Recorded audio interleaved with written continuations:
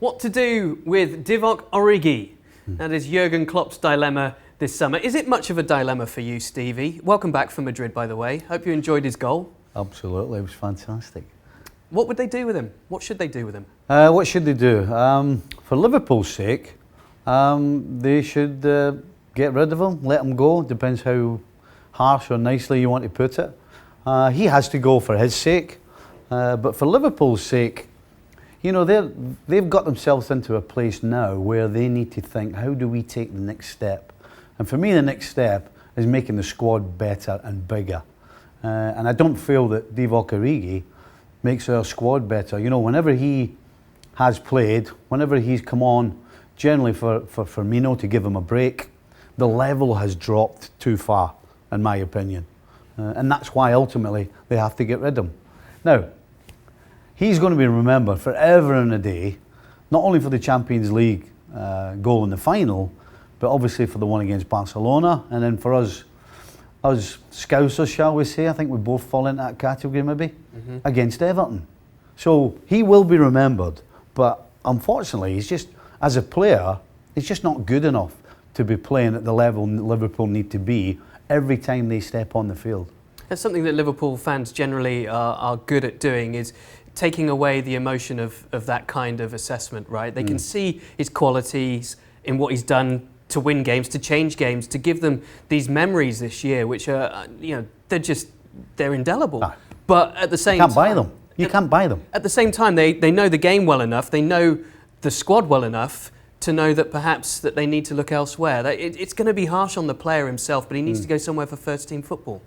Yeah, and I think in some ways, you know, Origi's time at Liverpool, I don't think has helped his development as a player. He's never really become an automatic starter, and when that happens to you and you're not getting on the field regularly, there's so many things can affect you. None of which is more important than confidence. You know, when eventually you get past that stage of joining a club, after a period of time you think, well, hold on a second, why am I not playing? Does the manager not like me? Am I not good enough?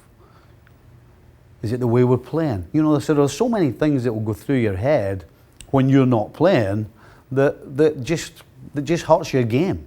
And of course, nothing hurts your game worse than not stepping on the field regularly. So, you know, in some ways it's a little harsh, but Liverpool need players who, as soon as they do step on the field, are at a level where they're not giving the ball away.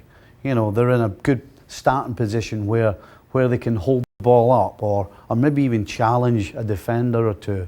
So for me, unfortunately, Origi doesn't do any of those things, and that's why ultimately for Liverpool, but personally from his point of view, for him, he needs to go and play. Do you think that there's a home for him in the Premier League, or would you suggest maybe elsewhere? He's had that one loan spell at Wolfsburg, but given some of the deficiencies you've mentioned there, but some of it, obviously, his qualities that we've seen, his instinctive finishing, where do you think would be the best home for him? Do you know, when you think of De Bruyne, who ultimately everybody said failed at Chelsea, he went back to Germany. And so there's a route that has proven that a player can go from the Premier League to Germany and then come back again. So if I'm Origi, I'm thinking, hold on, this has worked before with a player like him. This could work for me, so why not?